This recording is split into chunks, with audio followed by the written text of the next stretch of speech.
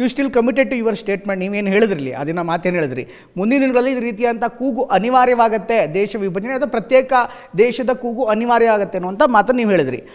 ಆ ಒಂದು ಹೇಳಿಕೆಗೆ ಈಗಲೂ ಕೂಡ ಬದ್ಧರಾಗಿದ್ದೀರಾ ಅಥವಾ ವಾಪಸ್ ತಗೋತೀರಾ? ಇಲ್ಲ, ನಾನು ಯಾವತ್ತೂ ವಾಪಸ್ ತಗೊಳ್ಳೋ ಪ್ರಶ್ನೆನೇ ಇಲ್ಲ. ನಾನು ಏನು ಹೇಳಿದ್ದೀನಿ ಆ ಹೇಳಿಕೆ ಕರೆಕ್ಟಾಗಿದೆ.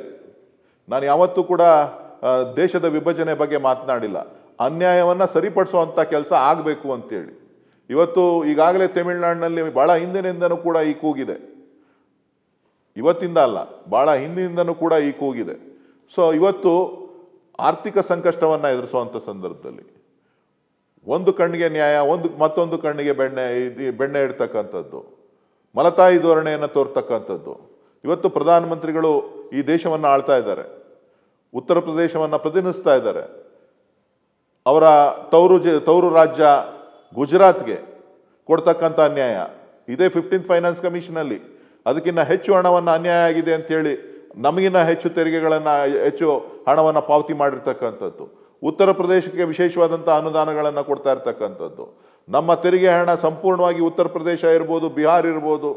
ನಿಮ್ಮ ಉಬ್ಬಿದ ರಕ್ತನಾಳಗಳ ಸಮಸ್ಯೆಗೆ ಎವಿಸ್ ಆಸ್ಪತ್ರೆಯಲ್ಲಿ ಕೇವಲ 30 ನಿಮಿಷದ ಲೇಸರ್ ಚಿಕಿತ್ಸೆಯೊಂದಿಗೆ ಮುಕ್ತಿ ಹೊಂದಬಹುದು. ಹೆಚ್ಚಿನ ವಿವರಗಳಿಗಾಗಿ ಸಂಪರ್ಕಿಸಿ 8088837000. ಬೇರೆ ಬೇರೆ ರಾಜ್ಯಗಳಿಗೆ, ಮಧ್ಯಪ್ರದೇಶ ಇರ್ಬೋದು, ಈ ಎಲ್ಲ ರಾಜ್ಯಗಳಿಗೆ ಹಣ ಹೋಗ್ತಾ ಇರ್ತಕ್ಕಂಥದ್ದು. ಇದೆಲ್ಲವೂ ಕೂಡ ಇವತ್ತು ಚರ್ಚೆಯ ವಿಚಾರ ಆಗಬೇಕು, ಪ್ರತಿಯೊಬ್ಬರಿಗೂ ಕೂಡ ಅರ್ಥ ಆಗಬೇಕು. ಇವತ್ತು ನಮ್ಮ ರೈತರು ಯಾವ ಸಂಕಷ್ಟದಲ್ಲಿದ್ದಾರೆ. ಇವತ್ತು ಯುವಕರಿಗೆ ಉದ್ಯೋಗಗಳು ಸೃಷ್ಟಿ ಆಗ್ತಾ ಇಲ್ಲ, ಉದ್ಯೋಗಗಳು ಸೃಷ್ಟಿ ಆಗಬೇಕು. ಮಹಿಳೆಯರ ಸಬಲೀಕರಣ ಆಗಬೇಕು, ಆರ್ಥಿಕವಾಗಿ ಮೇಲೆ ಬರಬೇಕು. ಇವತ್ತು ಆರ್ಥಿಕ ಪರಿಸ್ಥಿತಿ ಬೆಂಗಳೂರಿನ GDPನೇ ಬೇರೆ ಇದೆ, ಉತ್ತರ ಕರ್ನಾಟಕ ಭಾಗದ GDPನೇ ಬೇರೆ ಇದೆ.